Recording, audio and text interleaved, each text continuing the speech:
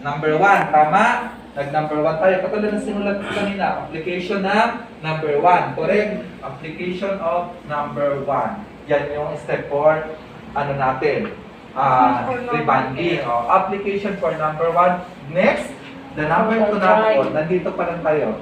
Then, second na steps natin dyan, rinse.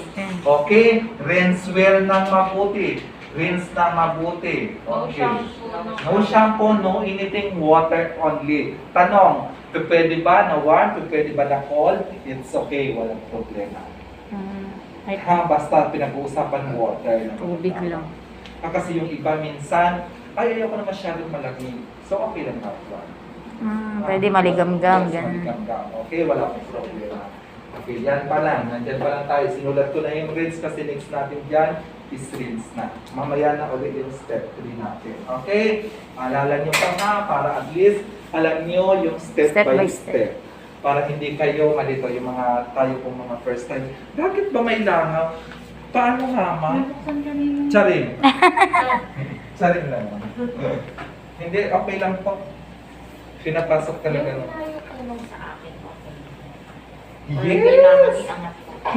Okay na po yan. Oo, okay na. Tandaan nyo po ha, basta lalo kapag sobrang kulot yung ano ha, what do you call this, yung sa roots. Ha, kailangan po talaga half inch na matatawag. Basta, imagine niyo hindi lang dumikit sa scalp. Yun lang talaga yan. Ha, basta, Yun ang pinakaano sa kulot eh. basta hindi lang dumikit sa scalp, automatic, half inch nang matatawag ganun. Ha, kahit po, halimbawa, wait lang, buka ko yan. Wala.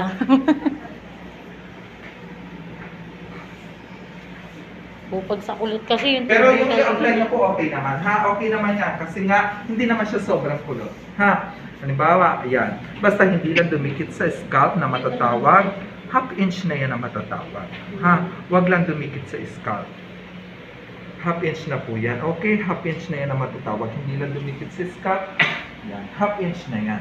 Lalo pag first time magpapaniban at sobrang kulot ang buhok, kailangan nyo po talaga medyo talagang lapitan pa. Masinsinang gala. masinsinang ano yung sa routine. Sa roots.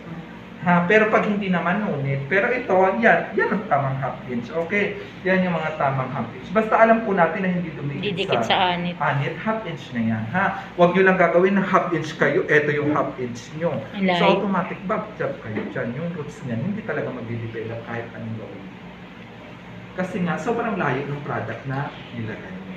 Okay, tapos, another, nahihirapan tayo yung mga baby hair, di ba? Yung mga kulot-kulot sa harap. Okay, yung mga kulot-kulot sa Yung patilya pa nga minsan. The technique is, halimbawa yung mga brushes nyo, di ba? May mga brushes kayo, yung mga brushes nyo may tirang mga product, tama po ba? Okay, so, hahapyawan nyo lang yan.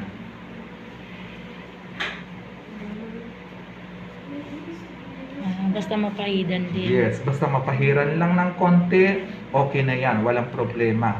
Ha, kasi hindi po yan pwede, kumuha kayo ng product, ilalagay nyo ng ganyan, anong mangyayari?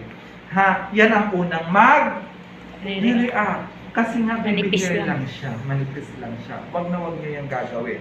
Yung mga tira-tira yung product sa brushes nyo, hahapyawan nyo lang yan. Hahapyawan nyo lang. Para at least, hindi kayo mag-worry kung hindi man siya ma-straight kapag pag naglagay kayo ng or pag nagplansya na kayo.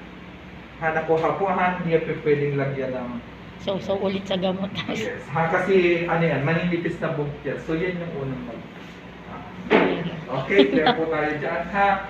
So wait po natin yung minutes kasi mag-control tayo.